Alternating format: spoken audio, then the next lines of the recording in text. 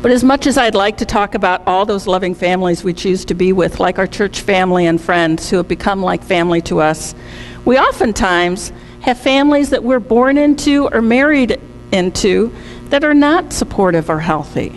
What about them? What about us? And who we are when we're around them? And it's really difficult, and one which much has been written. And some say, look to the Bible, and it will tell you to honor your father and mother.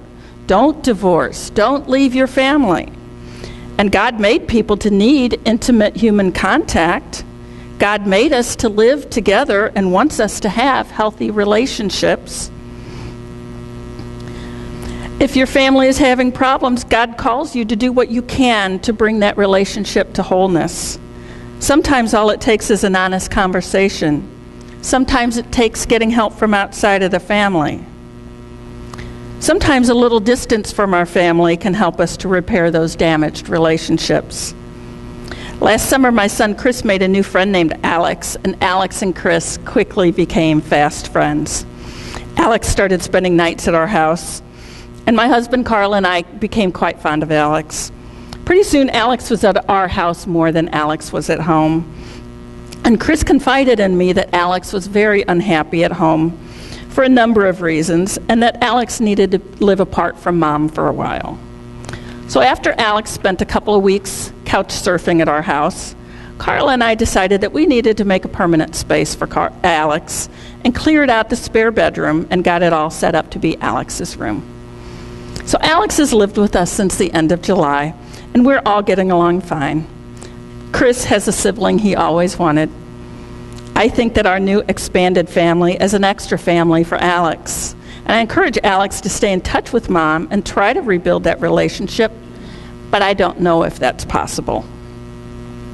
But I do feel that Carl and my relationship with Alex will help Alex to be happy and healthy. We don't want Alex to divorce themselves from their mother, but we hope that Alex's time with us will help Alex to find a way to have a healthy relationship with Mom.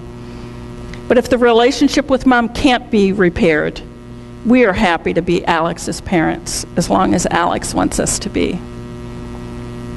But what about when families cause hurts that are too deep to heal, or the relationship becomes too painful to continue to bear?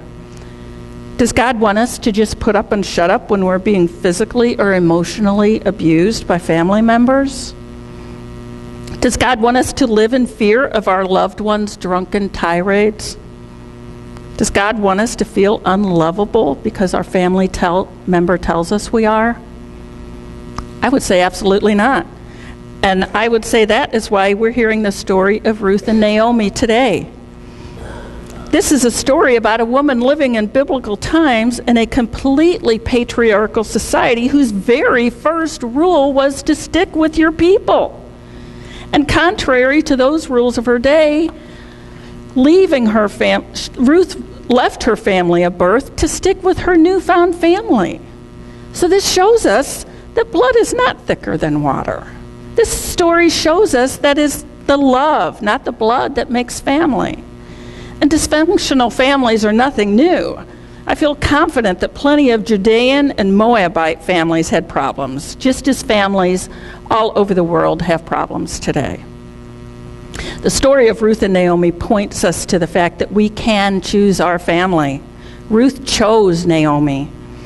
She didn't go back to her parents' home.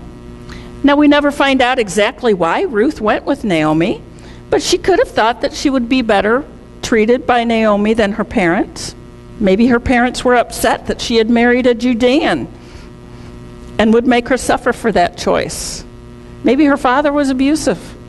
Maybe her parents were perfectly nice, loving people. Maybe it was because she knew that Naomi needed her, and so had completely altruistic reasons, as the story indicates.